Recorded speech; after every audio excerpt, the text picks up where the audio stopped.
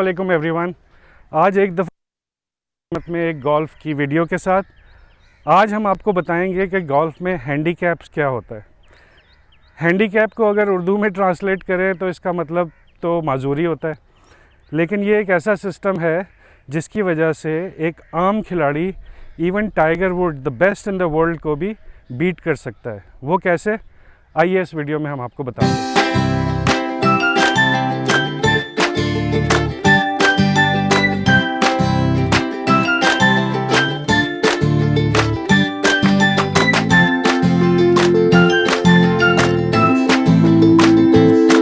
Handy cap جو ہے وہ ایک ایڈوانٹیج ہے. ایڈوانٹیج کا مطلب یہ ہے کہ ایکسٹرا شاٹس، یعنی اگر ایک پار 72 کا کورس ہے تو اس پہ آپ کو ایکسٹرا شاٹ دے دیے جاتے ہیں جسے ہینڈی کیپ کہا جاتا ہے. تو ہینڈی کیپ بتانے سے پہلے ہم آپ کو تھوڑا مثالیں دے کے سمجھاتے ہیں تاکہ بات اچھی طرح سمجھ میں آ جائے. اگر کرکٹ کا ایک میچ ہے جس میں ایک کوالیفائنگ ٹیم UAE کی فار ایگزامپل بہت کمزور سی ٹیم ہے اور اس کو انگلینڈ کی بہت مضبوط ٹیم سے کھیلنا ہے اور T20 کا میچ ہے، تو ظاہر مقابلہ تو ہمیں پہلے سے پتہ ہوتا ہے کہ یہ برابر کا نہیں ہے. اس میں ایک ٹیم بہت کمزور ہے اور ایک ٹیم بہت اسٹرانگ ہے. تو ان دونوں ٹیموں کو ایک لیول پہ کیسے لایا جائے؟ تو فرینڈلی گیمز میں اس کا ایک طریقہ ہو سکتا ہے کہ آپ UAE ٹیم کو کہیں کہ 11 کے بجائے وہ 15 لوگوں سے کھیلے، یعنی ان کے پاس 15 وکٹیں ہیں، 20 اوور کا میچ ہے.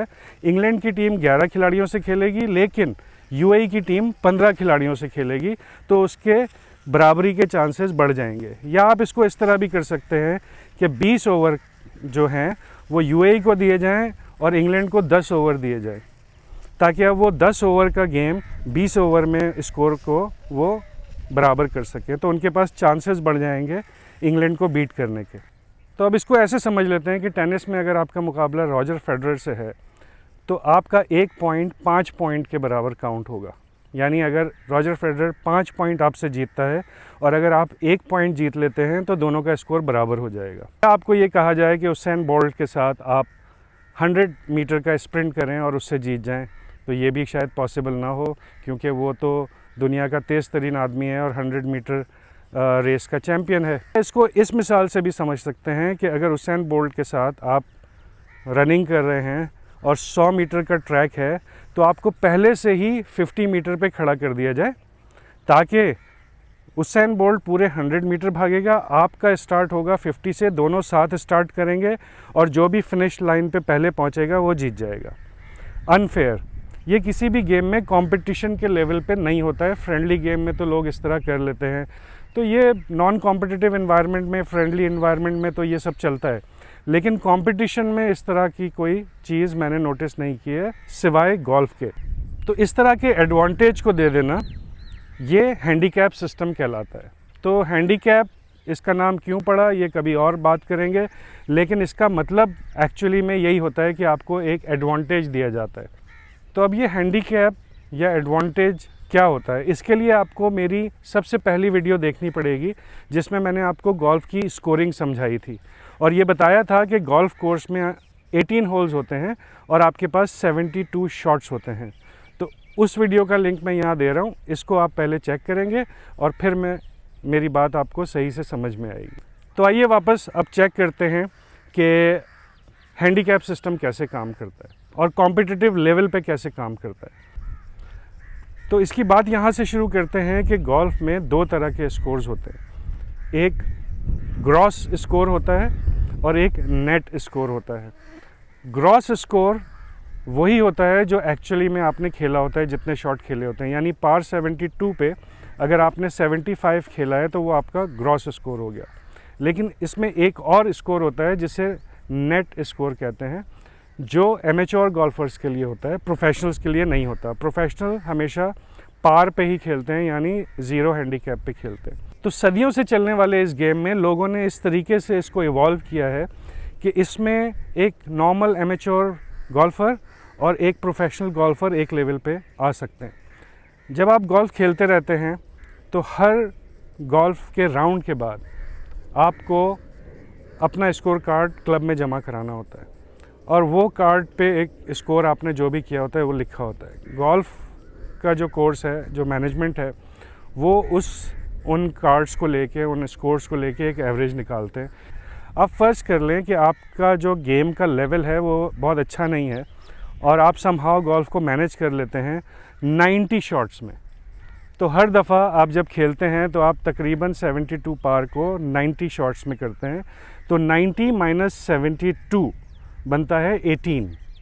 तो क्योंकि आपका एवरेज स्कोर 90 आ रहा है, इसलिए आपका जो हैंडीकैप होगा वो आपको 18 दे दिया जाएगा।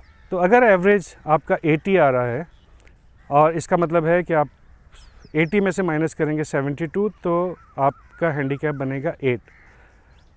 नॉर्मली क्लब्स में 18 हैंडीकैप से ज़्यादा यानी 20, 25, 28 अलाउ नहीं किया जाता, और उसकी वजह यह है कि एक गोल्फ़ कोर्स में जिसमें 18 होल्स होते हैं, ये तकरीबन 10 किलोमीटर्स का इलाका होता है। यानी आप 10 किलोमीटर्स चलते हैं तो 18 होल कंप्लीट करते हैं। अब अगर आप ये 10 किलोमीटर 18 होल 4 से 4.5 घंटे में ख़त्म कर रहे हैं, और अगर आप शॉट बहुत ज़्यादा लेंगे तो फिर ये दौरानिया बढ़ता जाएगा, यानी ये टाइम बढ़ता जाएगा। इसको पेस ऑफ प्ले कहते हैं। तो जो आपका पेस ऑफ प्ले है वो स्लो हो जाएगा। ज़ाहिर है कि जो होल आप 3 शॉट में कर सकते थे, आपने वहाँ 6 शॉट कर लिए, 7 शॉट कर लिए। इसका मतलब है आपने मज़ीद टाइम लगाया वहाँ, और उस टाइम को लगाने की वजह से जो total duration of the play है वो बहुत बढ़ गई। तो आपके अगर पीछे भी लोग खेल रहे हैं, आगे भी लोग खेल रहे हैं, तो सारे आपसे परेशान हो जाएंगे, क्योंकि आपका पेस ऑफ जो प्ले है वो बहुत स्लो होगा। और वीकेंड्स वगैरह पे गोल्फ़ कोर्सेज़ पे बहुत रश होता है, तो बैक टू बैक फ़्लाइट्स चल रही होती हैं, यानी एक टीम आ रही होती है, वो आगे जा रही होती है, फिर दूसरी टीम आती है, वो आगे जाती है। तो इस तरह से ये सिलसिला चल रहा होता है। कोई भी टीम अगर बीच में स्लो हो जाती है तो फिर उसकी वजह से पीछे सारी टीम्स, या जिसे हम फ़्लाइट कहते हैं, सारी फ़्लाइट्स जो हैं वो स्लो हो जाएंगी। इसलिए मिनिमम जो लेवल ऑफ प्ले होना चाहिए गोल्फ़ में वो 18 हैंडीकैप होना चाहिए। जब गोल्फ़ के कंपटीशन होते हैं तो वो नेट भी हो सकते हैं और ग्रॉस भी हो सकते हैं, और एक ही टूर्नामेंट में दोनों भी हो सकते हैं। यानी ग्रॉस के प्राइजेज़ अलग होते हैं और नेट के प्राइजेज़ अलग होते हैं। इसका एक मिसाल मैं आपको बता देता हूँ पर्सनल, कि जब मैंने 2007 आई थिंक मैंने गोल्फ़ खेलना शुरू किया, और 2009 में मैंने नेट कैटेगरी में मस्कत ओपन चैम्पियनशिप जीती थी। और उसका रीज़न यही था कि उस वक्त मेरा जो हैंडीकैप था वो 14 था, और मैंने अपने हैंडीकैप से 7 अंडर खेला था, तो वो प्राइज़ मैं जीत पाया था। तो ये जो पूरा मैंने आपको हैंडीकैप का सिस्टम बताया, उम्मीद है कि आपको ये समझ में भी आया होगा और पसंद भी आया होगा। ये गोल्फ़ वाहिद गेम है जिसमें एक एडवांटेज दिया जाता है जिसे हम हैंडीकैप कहते हैं, और इस हैंडीकैप की मदद से सब जितने भी प्लेयर्स होते हैं, जिस लेवल के भी हों, उनको एक लेवल प्लेइंग फील्ड मिल जाती है और उनका कंपटीशन जीतने का चांस बढ़ जाता है। उम्मीद है आपको ये वीडियो अच्छी लगी होगी। अगर आपको वीडियो अच्छी लगी है तो इसको लाइक करें और अपने फ्रेंड्स एंड फैमिली के साथ शेयर करें, और हमारे चैनल को ज़रूर सब्सक्राइब करें, क्योंकि आगे भी हम बहुत मज़े की वीडियोज़ आपके लिए लाते रहेंगे। बहुत बहुत शुक्रिया। Thank you so much.